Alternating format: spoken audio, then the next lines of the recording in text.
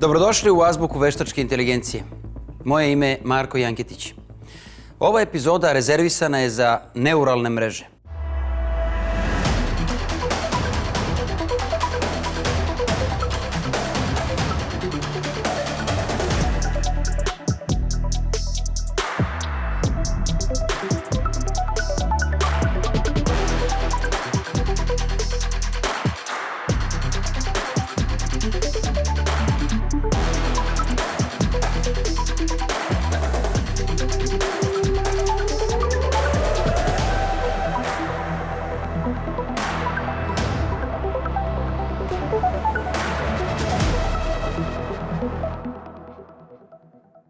Neuralne mreže su matematička jednačina ili algoritam i predstavljaju najčešći alat u mašinskom učenju. Inspirisane su moždanim neuralnim mrežama, mada nemaju mnogo veze sa radom ljudskog mozga.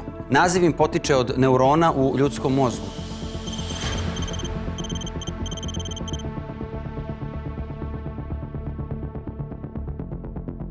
Vratimo se na naš grafikon sa nekretninama. Vidjeli smo kako podaci o kvadraturi, lokaciji i stanju nekretnine kao ulazni podaci A daju rezultat, tačnije cenu B.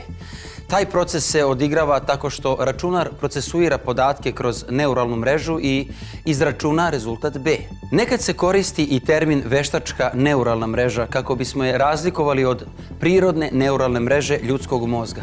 Dakle, računar je uzeo sve ove podatke sa leve strane, procesuirao ih kroz neuralnu mrežu i dobio procenu tržišne cene nekretnine kao rezultat. Sve ljudske kognitivne sposobnosti posljedice su rada neurona u mozgu. Oni prenose elektronske impulse, neke male poruke međusobno i tom analogijom je i ova mreža, zapravo matematička jednačina, dobila ime. Biološki mozak mnogo je kompleksniji od ovih jednačina. Ovaj plavi krug je neuron. Ovi mali neuroni su ulazni podaci kojima računar dolazi do rezultata B.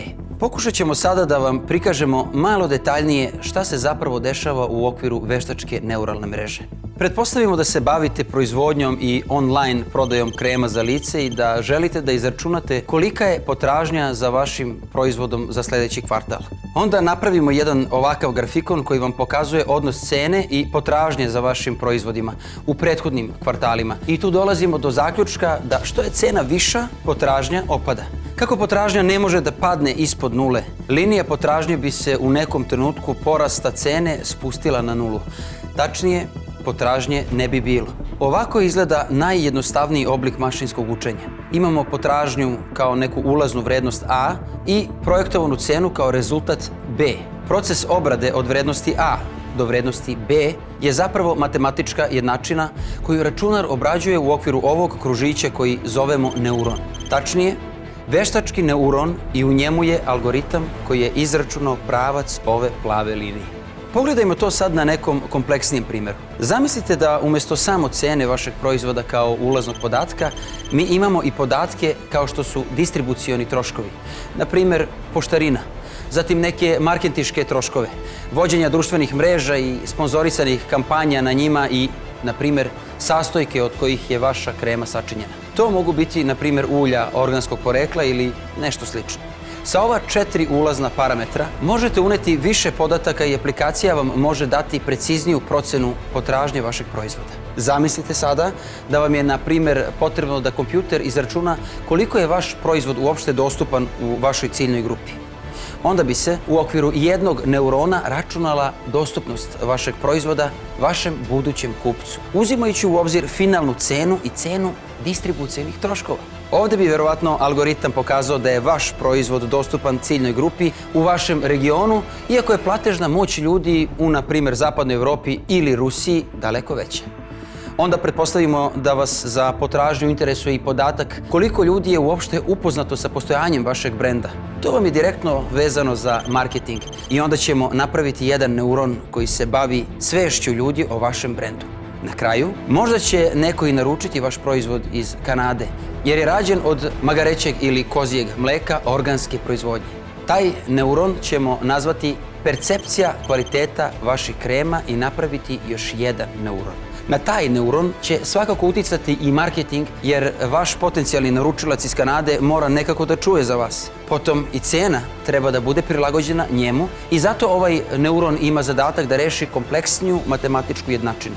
I onda, kada vaša neuralna mreža dobije rezultate o dostupnosti, svesti o brendu i percepciji kvaliteta vašeg proizvoda, ona može da vam izračuna i proceni trenutnu potražnju za vašim proizvodom na tržištu, što vas dovodi do zaključka na kom aspektu treba da radite ili da ga unapredite.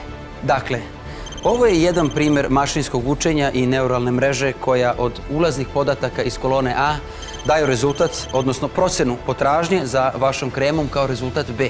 Loša vest je da savršena aplikacija za izračunavanje procena potražnje za kozmetičkim preparatima na određenom tržištu ne postoji. Dobra vest je da će onaj koji je bude napravio i usavršio jako dobro zaraditi. Eto ideje.